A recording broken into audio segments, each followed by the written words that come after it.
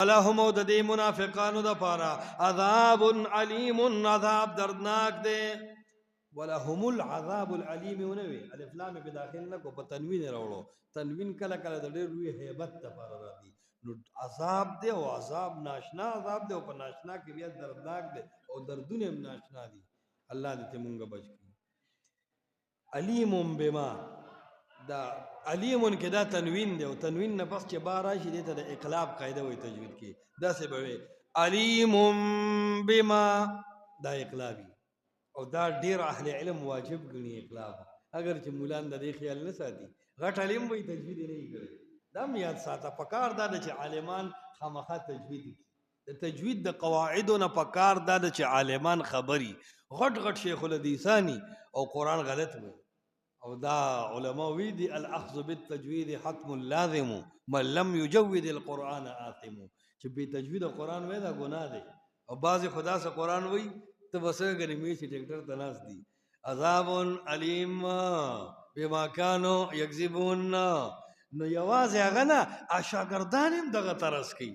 زه مثال دله خو یا ناظرنه ورځي نو یکسبون زه دې خو ټیک شو، یا چلو د عادت دا دی چې علیم بما كانوا يكذبون، زه دا خو د عادت دی. خو چې کوم شاګرد دی هغه شاګرد هم دغسې ګاډي چلوي وروره ټریکټر ته ناست دي ټولو. نه دا ګناه دی. مثال یو کس دی او هغه یکذبون تعلمون الحمدلله رب العالمین، هغه داسې وایي مثال ټیک دی، هغه عالم نه دی، د تجوید د قواعدو نه دی خبر.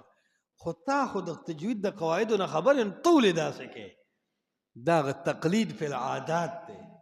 وایي تقلید دی صرف په مذهب کې نه دی شروع کړی، تقلید دی په رومال کې شروع کړی دی، تقلید دی خلکو په اوازونو طرزونو کې هم جوړ کړی دی، تقلید دی په شیخ چې څنګه ګړی چوري دا کلاړي سي هغسې ګړی ځان لالي، هغه چې څنګه عادات لري دی چشمې هم هغسې جوړوي.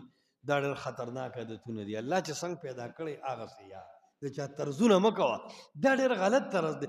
بعضې خلک د شیخ رستم صاحب طرز کوي او کولی هم نه شي او په کار هم داسې نه ده.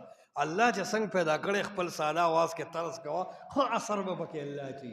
دا کم سړی چې د بل طرز کوي دا کم مولا که نه په زور اواز پوزې ته بوځي. مثال د شیخ رستم صاحب عادت دا و چې اواز به پوزې ته بوته او خوند به کو.